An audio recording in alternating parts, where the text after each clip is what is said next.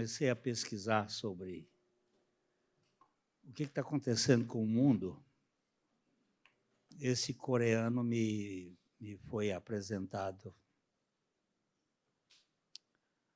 E aí eu comecei a pesquisá-lo.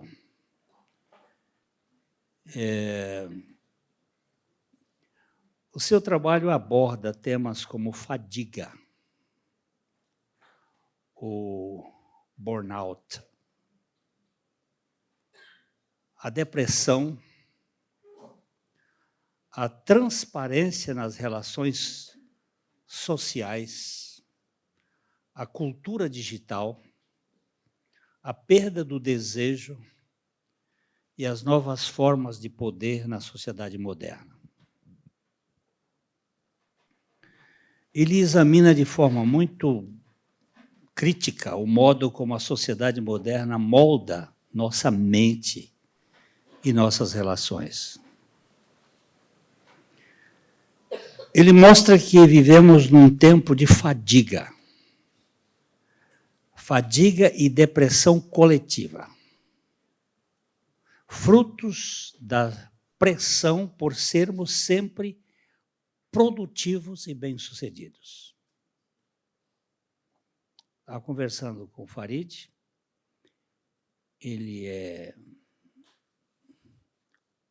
urologista, e ele estava me falando da quantidade de jovens, pessoas jovens, com impotência,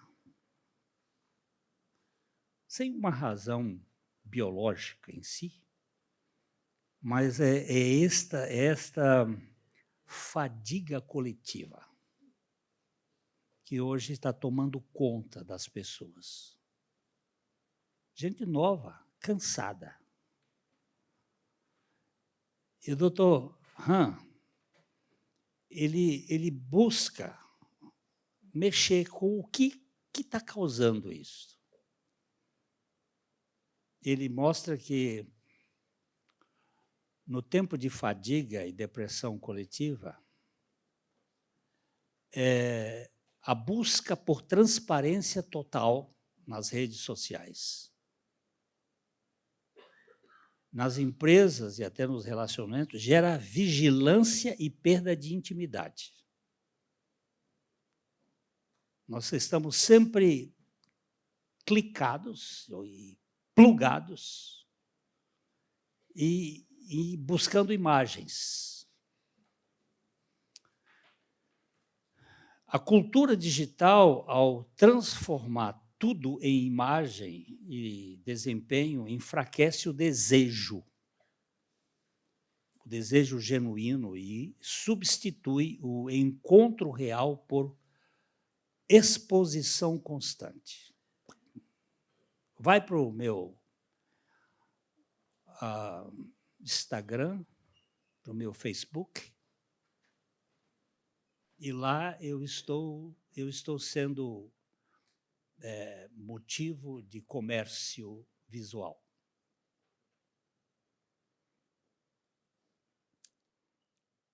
O Dr. Han também revela que o poder contemporâneo não oprime pela força, mas nos seduz pela liberdade aparente, fazendo com que cada um se torne o próprio explorador de si mesmo.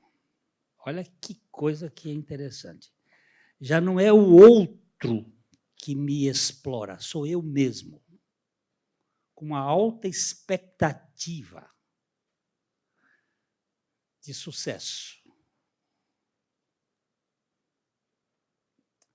Seu pensamento é, portanto, um espelho incômodo de nosso tempo, um chamado à reflexão sobre o que significa ser humano num mundo hiperconectado e cansado.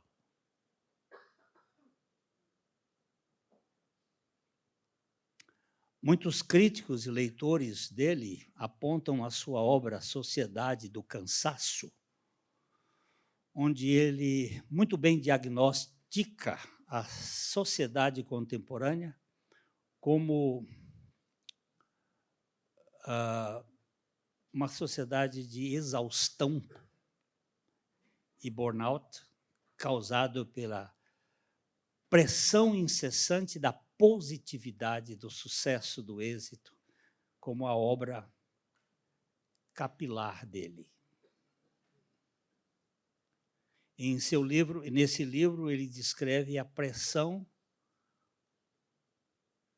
ele descreve com precisão o mal-estar do nosso tempo. Nós vivemos exaustos, não por imposição externa, mas pela autocoerção de sermos sempre produtivos, eficientes e felizes. Olha só, a gente não percebe. Essa sugação e a comparação e a competição e depois a crítica, que são os três... Tem 3 Cs da triplo C, como é que ele é? Compartilha,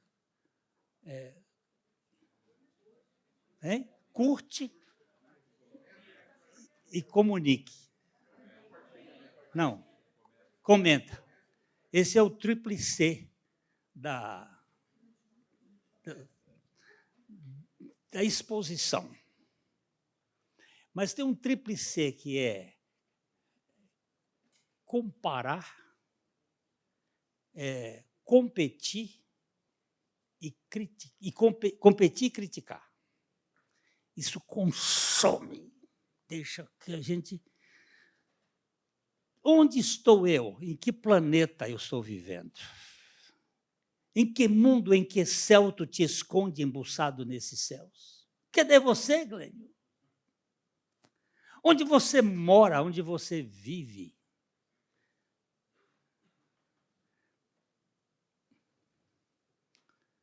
Vivemos uma época de cansaço, que não é imposto de fora, ele nasce de dentro.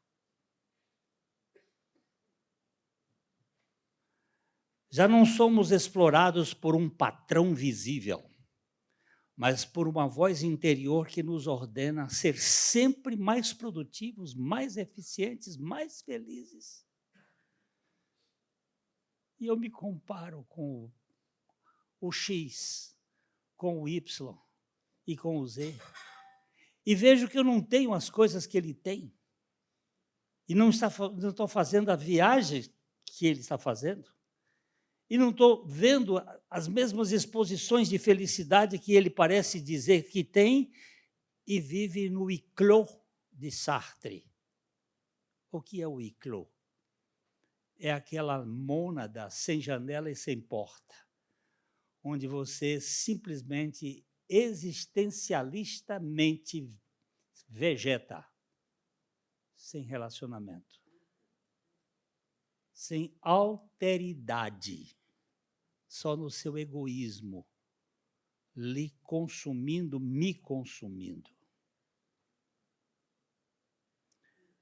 Essa autocoerção constante, disfarçada de liberdade e de autoaperfeiçoamento, transforma a vida numa corrida sem linha de chegada. O dia todo, o tempo todo, exigindo, e não estou feliz. A tirania da felicidade a qualquer custo sufoca a alma, pois quem se obriga a estar bem o tempo todo acaba esgotado, incapaz de simplesmente ser, descansar e reconhecer a graça do limite. O limite é uma bênção. Quando eu cheguei em casa hoje, a Vitória estava macambúzia, semiconflauta, sorumbática. O que essas 3 palavras querem dizer? Ela estava indignada, porque mudaram o dia da sua exposição científica, o sábado científico. Agora vai ser segunda científica, não sábado científico. Eu digo, qual é a diferença? Oh, o sábado é o dia do descanso judaico. Você já virou judia, minha filha? Mas ela não estava descansando.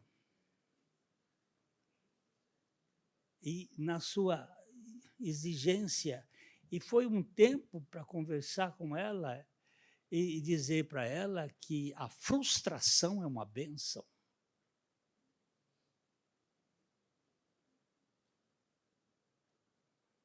Hans Lippmann, aluno de Freud, e eu tive o grato privilégio de ser aluno dele. Ele dizia: educar é saber frustrar. Quanto mais bem frustrada é a pessoa, mais bem educada ela é.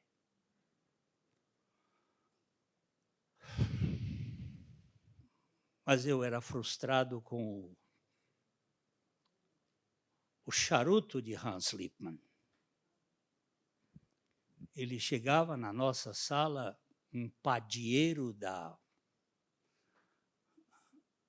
UEG, Universidade do Estado da Guanabara, bem baixinho, lá na rua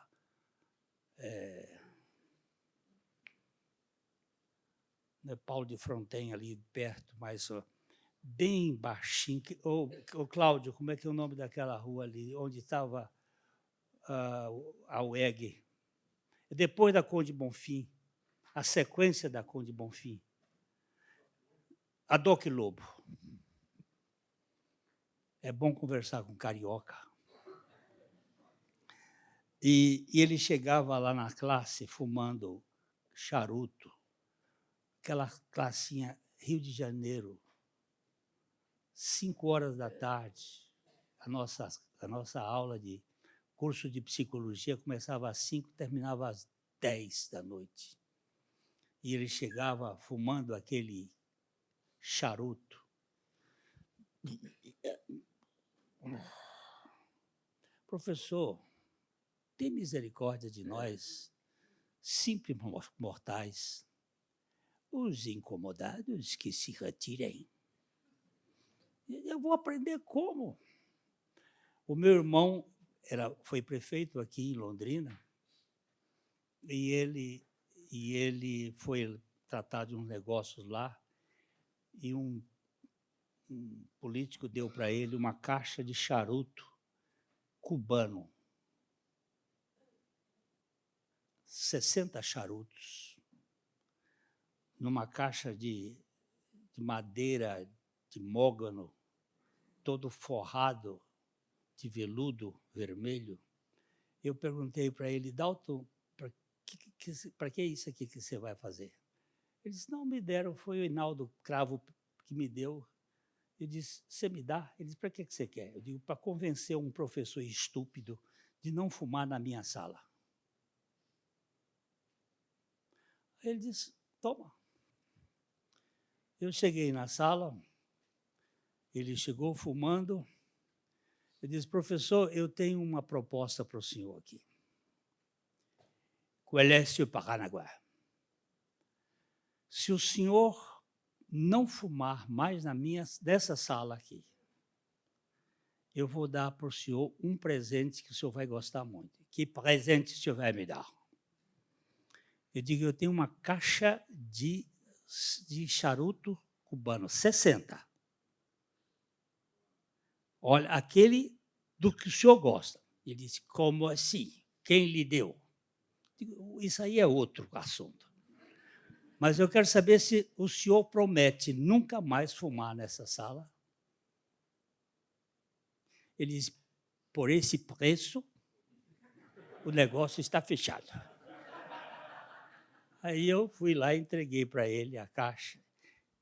O prazer daquele homem. Cheirar maravilhoso. Isso deve ter muito bom no céu. Eu digo só no céu da boca, porque no... O que eu estou contando com isso? É que nós vivíamos num tipo de sociedade diferente de hoje. As pessoas até se alegravam com porcaria, mas eles eram mais leves. E hoje nós estamos prisioneiros dentro de nós mesmos. A felicidade está sendo produzida, mas nós não temos base para isso. E ele está dizendo uma coisa aqui, que a tirania da felicidade a qualquer custo sufoca a alma. Pois quem se obriga a estar bem o tempo todo acaba esgotado, incapaz de simplesmente ser, descansar e reconhecer a graça do limite. A frustração que nos põe no nosso lugar. Esse filósofo mostra que o homem moderno deixou de ser oprimido por proibições externas e passou a ser explorado pela própria necessidade de performar. Ele está querendo performance, execuções, que eleva o seu ego, mas não traz felicidade. A busca incessante por sucesso e reconhecimento gera uma fadiga profunda da alma. Ele chama isso de o burnout existencial. O Farid falou sobre, né, cansaço coletivo. Em todo lugar que você vai, as pessoas estão cansadas. Estão cansadas. Não sei se vocês têm ouvido isso. Uma espécie de a névoa que cai sobre todo mundo.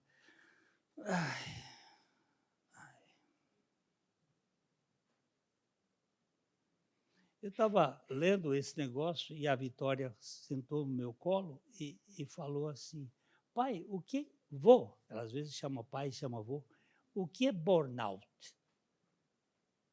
Eu digo, ó, é um negócio que queima a gente, vai queimando e tirando toda a energia e a gente fica um cansaço.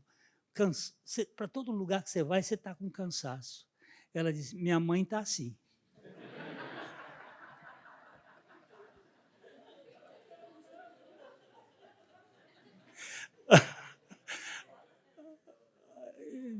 Eu só pude fazer isso que vocês fizeram rir.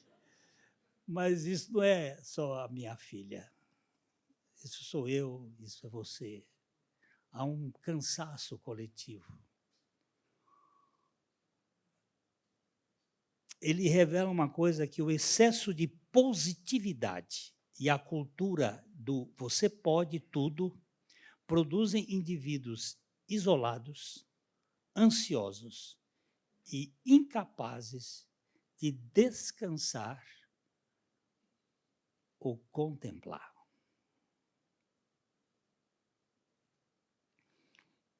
Eu tenho um videozinho de uma universidade inglesa que eles descobriram agora, numa pesquisa que foi feita em 2017, que o melhor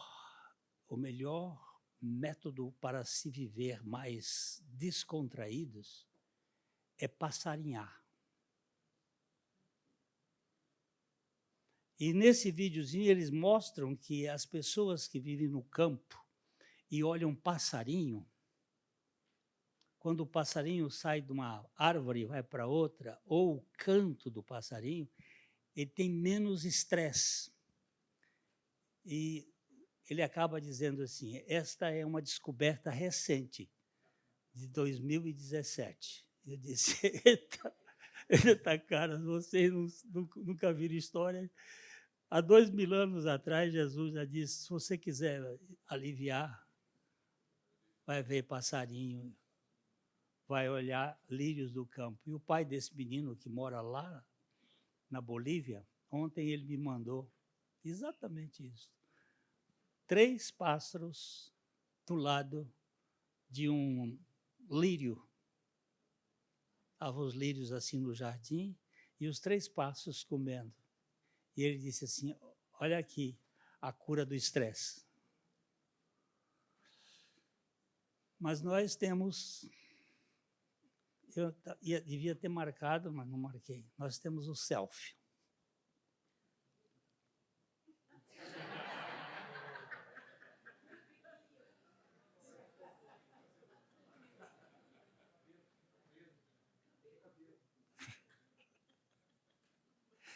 Não é triste? No aeroporto de Lisboa, parece que todo mundo da África, todo mundo do Brasil, todo mundo do mundo inteiro resolveu ir para Portugal. Você sabe quantas horas está gastando atualmente na fila para entrar? Eu gastei 1h30 vindo dos Estados Unidos. Do Brasil está gastando 5 horas. Mas não é só do Brasil que está dificultando, não. Estão dificultando de todo lugar. Mas a quantidade de gente fazendo selfie e a gente querendo andar e com pressa, porque quem quiser sair de Portugal agora, com menos de 4 horas, não sai. E agoniado, carregando mala. E eu digo para uma mulher, disse, criatura divina, sai da frente.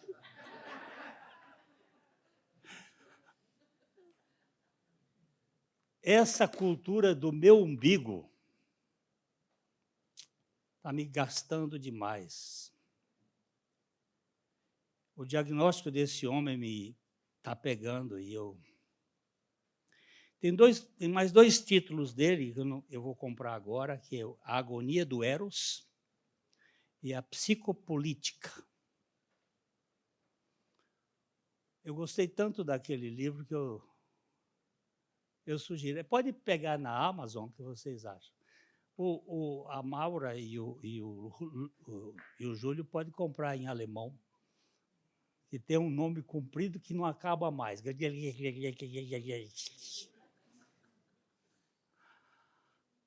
Mas, gente,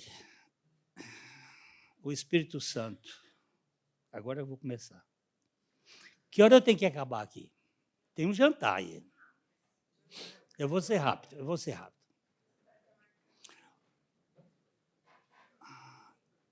Entre as muitas manifestações da grandiosidade da graça divina, entre as muitas manifestações da grandiosidade da graça divina, poucas são tão belas e desafiadoras quanto o casamento. Repito,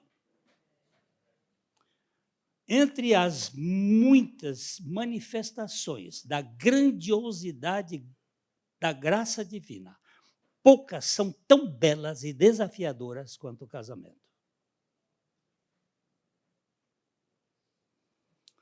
Ele é, ao mesmo tempo, um dom divino e uma disciplina espiritual. Ele é um refúgio de amor e um campo de batalha, onde o Espírito Santo deseja frutificar. Se o lar é o primeiro laboratório do Espírito Santo, como dizia o Dr. Mark Lloyd Jones, um dos pregadores e médico que eu gosto, ele é bom, não é assim? Ele é bom demais, aquele velhinho.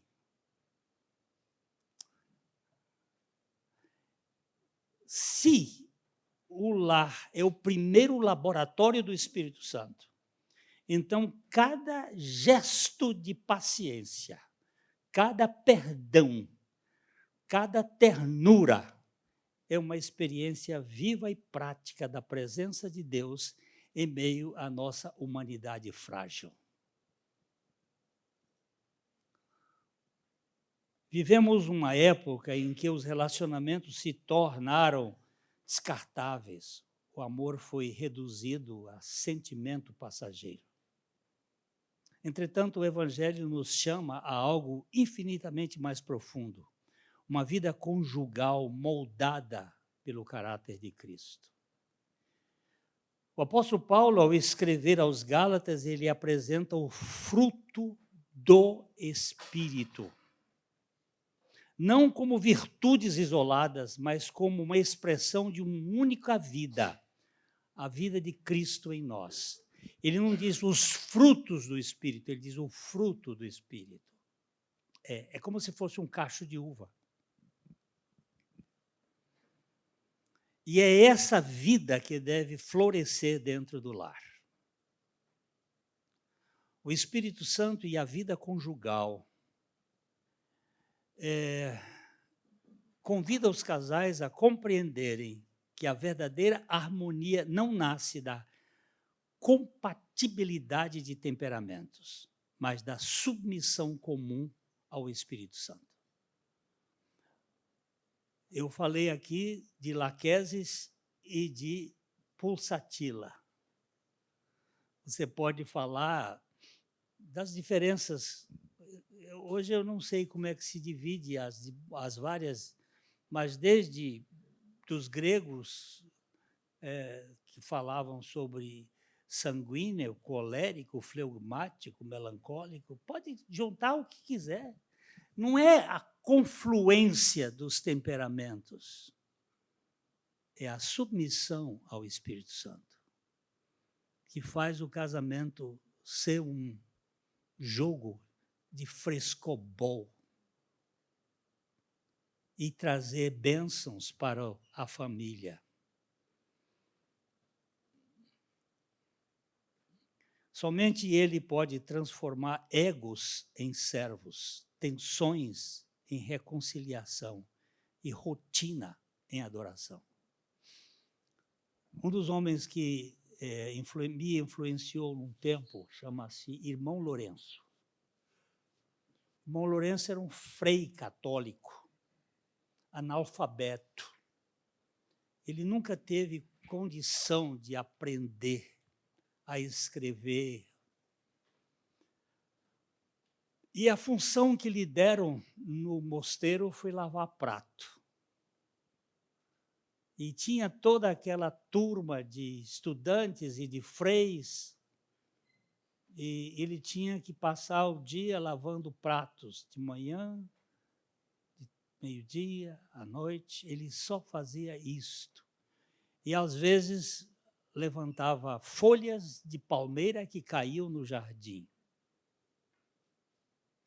Uma vida que para muitos seria uma vida michuruca, uma vida sem expressão.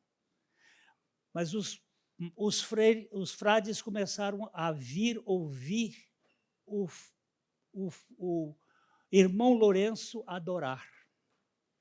Enquanto ele lavava a panela cheia, grudenta de óleo, ele dizia palavras de adoração e alegria, que eles começaram a escrever o que ele falava. Uma vida de significado, lavando pratos, adorando a Deus. E que você diria que seria uma clausura, que seria uma prisão. Ele mudou uma geração de frades simplesmente adorando no que fazia de mais monótono e insignificante aos olhos de uma sociedade snob. Eu tenho que aprender a adorar lavando o prato. Eu já vi que o lavar prato é terapia. Já é uma coisa boa do ponto de vista psicológico, mas eu quero ver como trono de adoração. e não ficar ali resmungando e choramingando e dizendo, eu tenho que fazer essa porcaria. Por que esse povo todo come demais e suja prato, né? Faz tudo na mesma panela, faz um prato único, faz uma comida só. Para que esse mundo de coisa?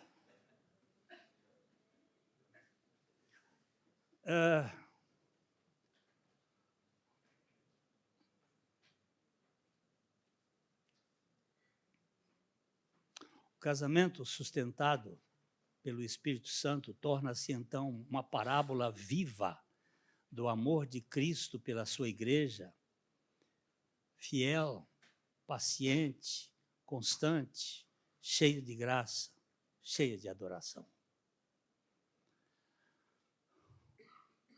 É dentro da casa que o evangelho precisa ser visto, ouvido e sentido. E quando o Espírito Santo reina no lar, o amor não apenas sobrevive, ele floresce com perfeito testemunho da presença do próprio Deus. Se vivemos no Espírito, também devemos andar no Espírito, diz o apóstolo Paulo. Eu gostaria que Deus me tornasse um homem de adoração nas coisas simples que faço em casa. Eu não gosto de passar ferro, mas se passa ferro vai ser um trabalho para me disciplinar, eis-me aqui, pronto para passar ferro.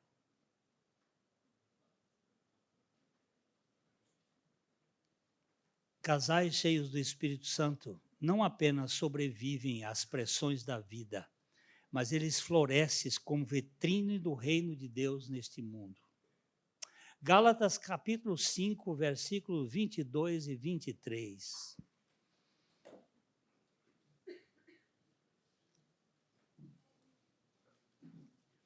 Eu quero que vocês não se esqueçam desses símbolos aqui.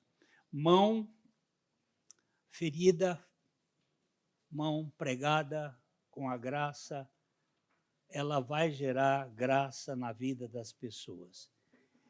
E o sacrifício previsto e o sacrifício realizado, eu queria que você olhasse de novo essa imagem aqui e lembrasse da laminina que nós mostramos ontem aqui. Ela é a cara da laminina, porque a vida cristã é a vida da cruz.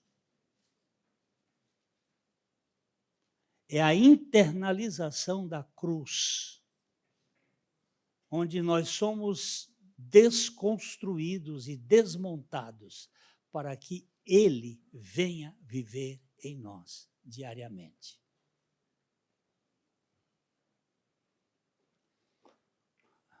Gálatas capítulo 5, versos 22 e 23. Mas o fruto do Espírito é amor, alegria, paz, longanimidade, benignidade, bondade, fidelidade, mansidão, domínio próprio. Contra estas coisas não há lei. Significa, contra o amor não existe uma lei, não amarás. Contra a alegria não existe uma lei, não alegrarás. Contra a paz não há lei, não seja pacífico. Não existe proibição, não existe lei, não existe limite.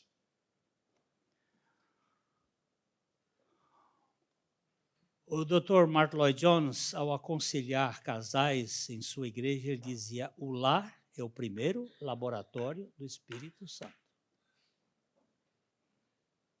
E no casamento, é no casamento que o fruto do Espírito deve ser mais visível, porque é no lar que as nossas máscaras caem e nossa verdadeira natureza aparece. É na casa, é no lar.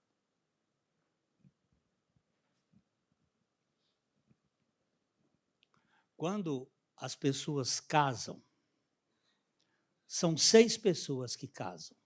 Hoje eu saí daqui para participar de um casamento da Júlia e do Vitor. E ali tinham 6 pessoas que estavam se casando.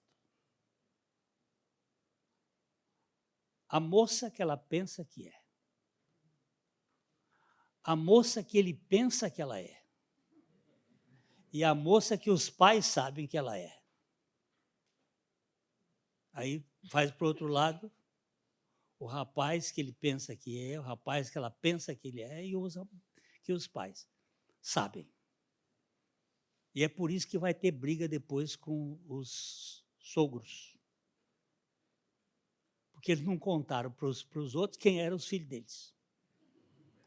E os bichos vão apresentar e vão fazer acusações que são terríveis.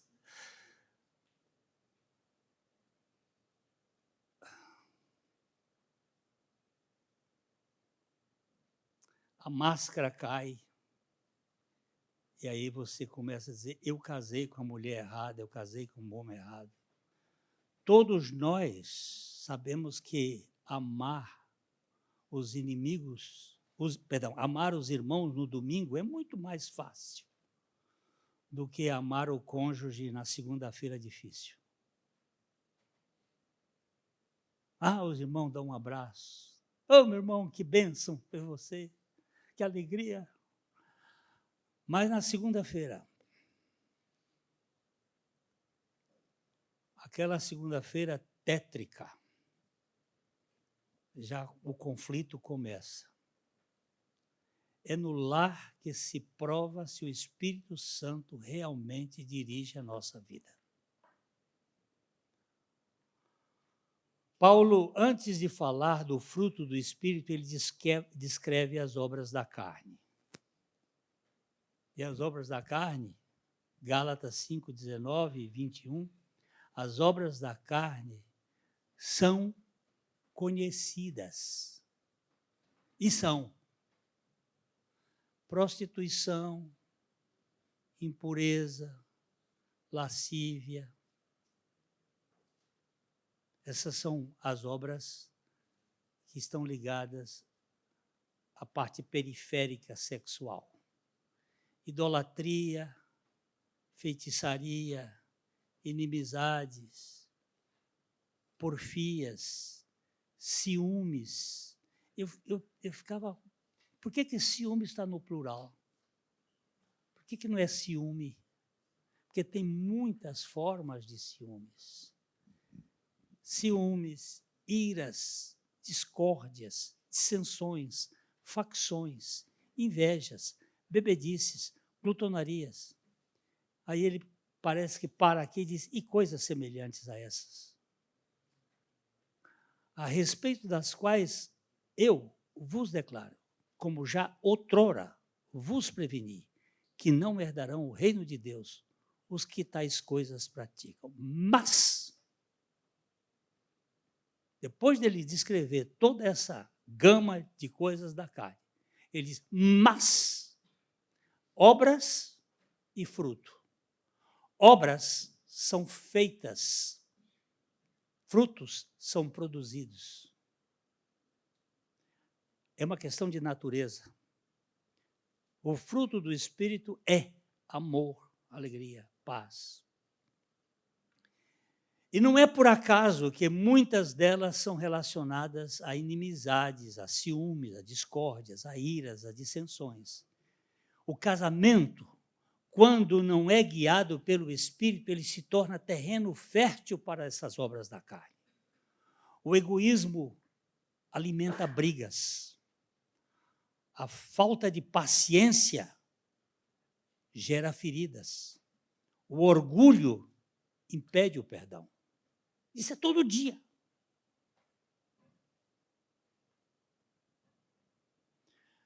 John Owen, que é um puritano aí do século XVII, ele diz, se você não matar o pecado, ou você mata o pecado, ou o pecado o matará.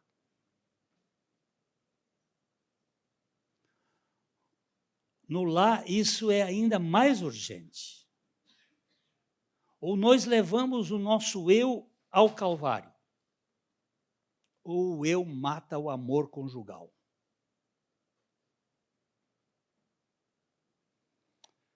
E como se mata egoísmo? Só tem um jeito. É fixar na morte de Cristo e confessar a nossa morte com Cristo. Não é uma coisa física nem psíquica, é uma coisa espiritual, é uma realidade espiritual. É olhar para Jesus. Olhai para mim e sede salvos, porque eu sou Deus e não há outro. Ali nele eu vou encontrar que o meu velho homem foi crucificado com ele. Paulo não fala de frutos, mas do fruto que se manifesta em várias facetas. É uma única vida que vai produzir esse fruto. É Cristo. Não é eros, não é estorge, não é filéu. São tipos de amores que esses eu produzo. É ágape. Ágape é divino. É a base do compromisso diário. Eu vou continuar com você, Carmita. Você não está aqui, mas eu vou continuar com você. Sabe por quê? Porque eu tenho o Espírito Santo que derramou o amor de Deus no meu coração. E amor não tem tempo de validade. Você sabe que a fé e a esperança, elas têm tempo de validade. Um dia elas vão desaparecer, mas o amor permanece. E esse amor não é nosso, esse amor é de Deus. Ele colocou em nós o seu próprio amor. E eu entendo que com este amor, ainda que a coisa esteja ruim, a ressurreição ressuscita e levanta o casamento, por mais difícil que ele esteja. Depois ele fala de alegria, que é a capacidade de celebrar juntos, mesmo em tempos difíceis. Quantos casais perderam a ludicidade? Brincar, ser lúdico, ser descontraído. É tudo de cara amarrada. É tudo com papelzinho de cobrança. Nós precisamos aprender. Eu tinha um conceito da santidade tão severo que eu fui assim desmontado uma vez quando eu vi um filme, até o pastor Jessé Murphy, que passou esse filme aqui para um grupo de pastores, que era Jesus andando com os discípulos no Mar da Galileia, e de repente Jesus começou a jogar água nos discípulos. E brincar com ele, passando a mão. Eu digo, não. Isso ele não fez. Porque para mim, santidade era seriedade, era sisudez. O santo é aquela pessoa austera. Jesus brincar. Isso não. Mas esse conceito vem da Idade Média. Não sei se vocês já leram o livro O Nome da Rosa. O Humberto Eco. Era pecado rir. Eu fui pregar numa igreja aqui em São Paulo, uma igreja de russos. O antigo pastor, ele até andou por aqui, por Londrina, Grigorovitch. Esse homem dizia que o riso é a frivolidade da alma. Ninguém poderia rir. Na igreja, ninguém ria. Nós fomos com um grupo, com Dona Eudora, uma senhora que tinha um coral, dirigiu o coral aqui, nós fomos lá e eu fui pregar. O pastor, naquela ocasião, chamava Timichak. Você conheceu, né? E eu contei uma piada e ninguém riu. E eu contei outra piada e ninguém riu. Na terceira, o Timichak estava atrás e disse assim, não conta mais não. Aqui ninguém ri. Essa igreja é de velório. E isto acontece também pelas mágoas guardadas no coração. O casal não joga frescobol, não sorri, não se alegra, não celebra. Pastor Thomas trabalhou conosco, ele dizia assim, esse povo foi batizado em caldo de limão. É um povo azedo. É um povo azedo. Não sabe rir. Casal que vive a vida toda só cobrando, só vendo problemas, só vendo o quadro torto na parede.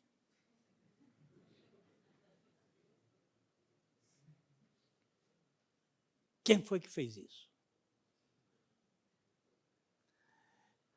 Amor, alegria, paz, paz.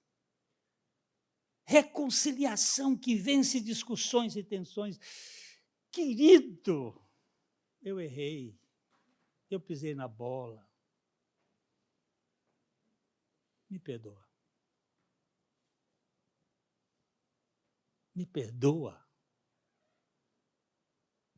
Quantas vezes? 490 vezes ao dia. Divide 24 horas por 490. Quem sabe fazer matemática? 24 horas por 490. Quantos minutos? Tem que hein? Não. Você tem que multiplicar 24 vezes 60 e depois dividir. Quanto? 6 minutos? Ah, não dá 3. São 3 minutos. Você sabe que, aí eu vou dar uma aula de citologia aqui para os meus médicos. Se você não perdoar, a partir do 3º minuto, o organismo começa a produzir toxina. Você acha que Jesus é trouxa?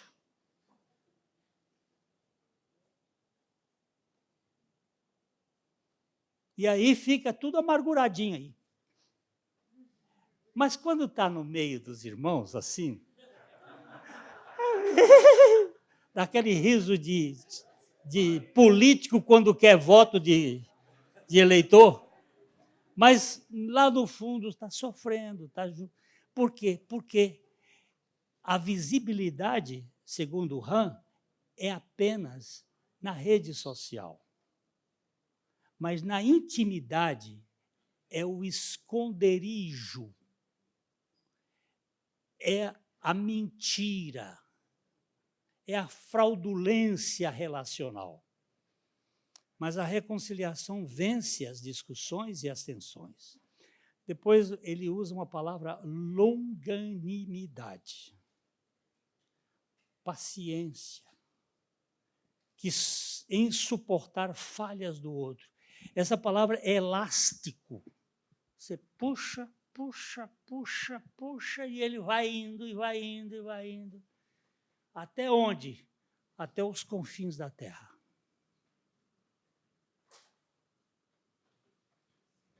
Isso restaura os relacionamentos. Outra coisa que o Espírito Santo é maravilhoso é a benignidade e a bondade. Você sabe a diferença entre benignidade e bondade? Essas são atitudes práticas do cuidado e da generosidade. Eu fui consultar alguns dos teólogos e John Piper ele diz que a benignidade se refere à atitude interior do coração. é a disposição suave, amável e paciente de quem trata o outro com ternura e respeito, mesmo quando não há merecimento. Hoje eu vi 2 meninos fazendo votos lá no casamento e eu fiquei impactado.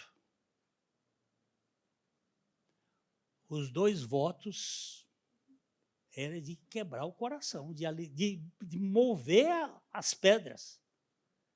E eu virei para o Maurício assim e disse, vamos ver daqui 20 anos? Vamos ver daqui a um tempo? Porque às vezes a gente esquece. E é preciso relembrar.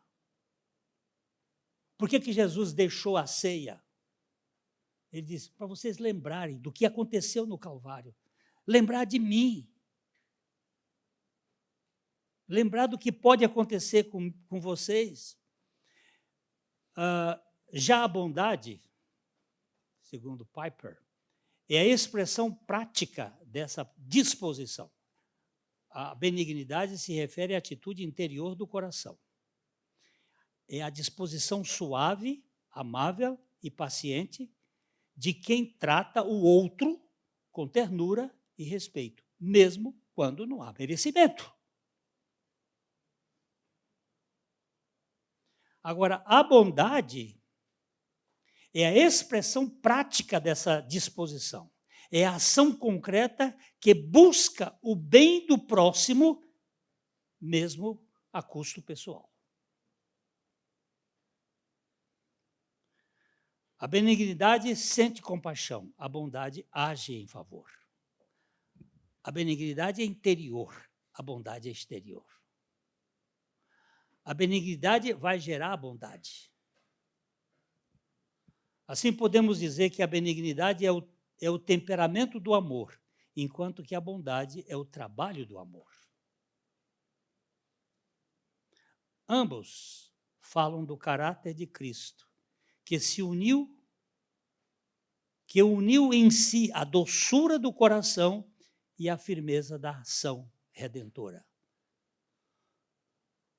Eu casei com uma mulher imperfeita e ela casou com um homem imperfeito. Mas nós temos no meio um perfeito. E esse perfeito pode fazer toda a diferença, removendo o excesso de pedra de cada um de nós, até que haja um homem mais adequado à estatura de Cristo e uma mulher adequada à estatura de Cristo. A outra palavra que Paulo vai usar para a característica do Espírito, do fruto, é a fidelidade. Manter a aliança, mesmo sob tentações. Ninguém é isento de quedas, mas viver debaixo de uma queda a vida toda é terrível. Eu tenho uma história que eu acho primorosa. Uma mulher procurou um pastor lá nos Estados Unidos e ela disse para ele assim, Larry, eu traí meu marido há 27 anos. Mas eu estou sofrendo demais. O que eu faço? O que você pode me orientar? O nosso casamento está bom. Mas eu não tenho, eu sempre volto lá naquele ponto e aquilo me fere. O Larry, conhecendo o marido dela, sabendo que ele era um homem do Calvário, ele fez uma coisa que ele nunca fez na vida. Ele disse, olha, eu nunca dei uma orientação para ninguém para fazer isso. Mas conhecendo o seu marido do ponto de vista de Deus, eu diria que você devia confessar. E ela disse, Larry, eu vou confessar, mas se o meu casamento acabar, você é o culpado. Ele disse que ele nunca teve tanta ousadia em orar. Quando ela saiu, ele botou o joelho no chão, botou a cara no chão e disse: Senhor, se eu dei um conselho errado, não deixa essa mulher confessar. E eu não quero ser responsável pelo término desse casamento. Um mês depois, ele se encontra com ela no shopping, ali na Flórida. E ela estava toda sorridente. E ela estava mais nova. E ele disse, parece que era Edith. Edith, o que aconteceu com você? Ela disse, eu confessei para o meu marido. E o que aconteceu? Ele disse que já sabia disso há 27 anos. Que ele estava só esperando que ela tivesse coragem de saber que o amor dele era maior do que o pecado. Isso é evangelho, isso o homem natural não faz. Isso é o poder do Espírito Santo. A fidelidade é essa aliança que o Espírito faz. Eu pisei na bola, minha mulher, eu pisei na bola, meu marido.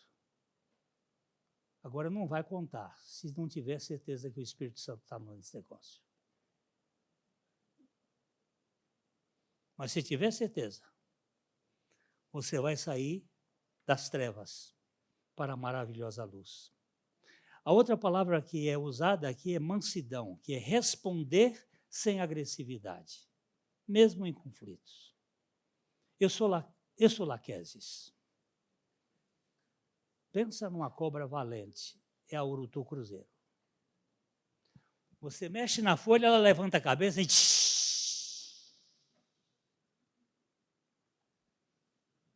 Eu sou contido por causa da frustração de uma... Como é que não é frustração? É por causa do que eu sofri, do abuso sexual, que eu tive que aprender a me esconder. Mas dentro há uma fúria. Uma vez a minha personal trainer disse assim, velhinho, é uma forma de tratar bem quem é velho. Por que você pregava com tanta raiva? Eu disse, como assim? Suas pregações aí de 1990, que ela estava ouvindo, o tom da sua voz era de raiva. Eu nunca ouço as minhas pregações. Eu fui ouvir. Ouvi uma só. E achei que realmente traduzia a dor que mora na alma e destrói cada ilusão que nasce. Tudo que punge, tudo que devora o coração, se no rosto se estampasse, ela sai nos poros. Não tem mansidão. Até hoje, eu tenho que confessar. Às vezes, quando eu prego, eu chego em casa e não consigo dormir. Não pelo conteúdo da pregação, mas pela maneira como eu preguei. Eu tenho que dizer, Senhor, perdoa-me. Eu tenho um público lá que não tem nada a ver com essa luta que eu estou enfrentando. Eu não quero deixar de ter ênfase. Eu não quero ter raiva. Eu não quero ter agressividade, mesmo nos conflitos. E a última que ele diz aqui é domínio próprio. É controlar palavras e reações que poderiam destruir. Nós temos hoje muito mais gente aleijada por palavras do que por bala. Tem muito mais gente ferida por palavras do que por armas. Porque a Bíblia diz que a palavra mata. Mas também diz que a palavra sara. E eu uso dessa palavra que pode ser a diferença. Eu já citei aqui o Gary Chapman. Ele diz, o amor deve ser aprendido e praticado. ele não é algo que simplesmente acontece, é uma decisão constante. E quando eu errar, eu tenho que pedir perdão. Deus me deu a graça de anotar alguns erros que eu fiz com os meus filhos. E me deu a graça de pedir perdão a todos eles. Porque eu não quero viver como um sepulcro, como uma sepultura, guardando ressentimentos, mágoas ou atitudes que vieram a trazer problemas. O casamento é o lugar onde mais somos confrontados com a nossa carnalidade. E, ao mesmo tempo, o lugar onde mais podemos experimentar a santificação pelo Espírito Santo. É o lugar onde mais somos confrontados com a nossa carnalidade. Eu percebi, e isso eu escrevi há muito tempo atrás, que quando eu vinha lá da igreja, que morava lá na Rua Santos, eu vinha na igreja, depois de um dia, eu passava ali na Rua Tupi e cumprimentava as pessoas que eu conhecia e vinha dando bom dia, boa noite, boa tarde, e eu ia falando com elas e conversando, mas quando eu chegava em casa, eu chegava carrancudo. Por que eu sou tão com os outros e com... É que em casa eu sou mais autêntico, com os outros eu sou mais hipócrita, porque eu estou querendo a aprovação deles. E dentro da minha casa, aí eu sou mais real. Mas isso não está certo também. Eu preciso do Espírito Santo para tirar essa falsa impressão. Então, o casamento é o lugar onde mais somos confrontados com a nossa carnalidade, mas também onde podemos experimentar a santificação do Espírito. Cada conflito é uma oportunidade de praticar o fruto do Espírito. Cada conflito. Cada falha do outro é um convite a exercer a graça. Cada falha. Cada reconciliação é um ensaio do amor eterno de Cristo pela igreja. Meu Deus, nós vamos ter uma festa no céu permanente. Conversando com um casal de missionários que viveu sob grande pressão no campo hostil, ele relatou que só permaneceram unidos porque decidiram a não tratar o outro como adversário, mas como parceiros em Cristo. Lá no campo missionário, eles começaram a ter conflitos e dificuldades. Aí eles me disseram que só depois que eles começaram a ver o outro a ver como parceiro em Cristo e não como adversário, eles puderam fazer um ministério. O fruto do Espírito, em seus gestos de paciência e perdão, os sustentou mais do que qualquer recurso humano. Queridos, nós precisamos identificar os frutos ausentes. Ou aquela parte do fruto ausente. Conversem como casal sobre qual aspecto do fruto do Espírito precisa ser mais cultivado no lar. Paciência, domínio próprio, bondade, benignidade, paz, alegria. Qual desses está faltando na minha casa? E como eu posso exercer? Porque não fique... quando Deus quiser. Deus quer. Pratique o domínio próprio nas discussões. Estabeleçam a regra de não levantar a voz, mesmo nos conflitos. Meu sogro e minha sogra, eles tinham um hábito interessante. Quando eles iam discutir uma coisa que pudesse trazer algum conflito, sabe onde é que eles iam discutir? Na praça. Eles sentavam na praça e iam conversar. É uma ideia interessante. Ele dizia assim, aqui na praça, eu estou preocupado também com o que os outros vão pensar. Lá dentro da parede eu posso me exceder, e ela também. E é uma terapia boa.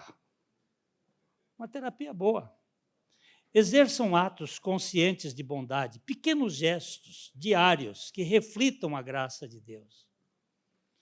Hoje eu vim aqui, se a esposa não tem problema com engordar, compra um bombom. Não vem com esse bombonzinho velho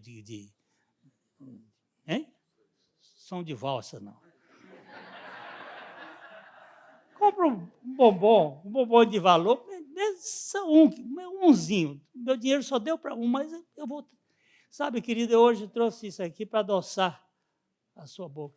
Bobagem. Estou contando aqui, isso, você vai ter a condição de criar possibilidades.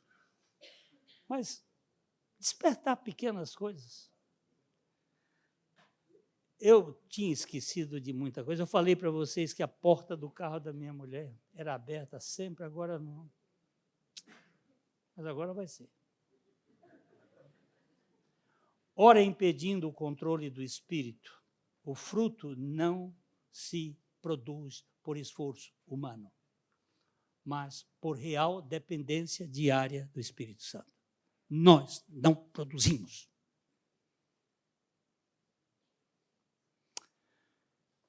Sem o Espírito, o casamento cristão se torna apenas um contrato sustentado por disciplina. Mas com o Espírito ele se transforma em um testemunho vivo do Evangelho. Se vivemos no Espírito, andemos também no Espírito. O lar não é perfeito, porque nós não somos perfeitos. Mas porque o Espírito gera em nós um amor que vence o egoísmo, uma paz que vence a discórdia e uma fidelidade que vence a tentação. Certa vez, um casal cristão que completava 50 anos de casamento, foi perguntado qual era o segredo de sua união tão longa. O marido respondeu com um sorriso: nunca fomos perfeitos, mas sempre deixamos que o Espírito Santo consertasse o que o orgulho estragava. Nós nunca fomos perfeitos, mas ele estava lá para consertar o que o orgulho estragava. Essa resposta simples ilustra bem a verdade. Um lar não é perfeito porque as pessoas são impecáveis, mas porque o Espírito de Deus opera diariamente no coração, apagando ofensas, restaurando afetos e produzindo frutos que o egoísmo jamais poderia gerar. Jamais. A minha frase final é o seguinte: casais cheios do Espírito não apenas sobrevivem às pressões da vida, mas florescem como vitrine do reino de Deus. Vai florescer. Eu tenho certeza de que as nossas vidas, quando tomarmos posições, eu não sou apenas um motivo, como é que eu vou usar a expressão? Não ficar esperando que as coisas aconteçam. Eu tenho que ser um agente, não simplesmente um reagente em certas ocasiões. O que é mais importante?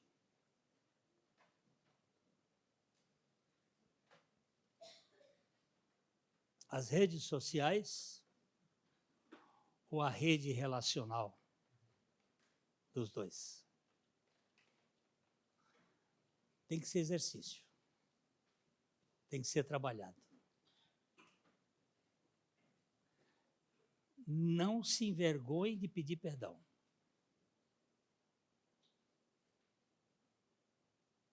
você tem um patrimônio. Se você tem filho, você tem um patrimônio para formar. Se você tem uma relação, você tem um patrimônio para preservar. Então, nós precisamos crescer nessa dimensão. Que Deus tenha misericórdia de mim e de nós, para nós vivermos com mais leveza, com mais empatia, com mais resiliência. Né? Isso acontece? Acontece. O que eu tenho para oferecer a Ele são os meus pecados. E o que Ele tem para me oferecer é toda a obra da graça, para me restaurar totalmente. Não fique aí esperando acontecer alguma coisa fora do comum. Vai do pequenininho. Anota as coisinhas, começa a exercer. Né? Pequenas coisas. Você vai ver como vai dar certo.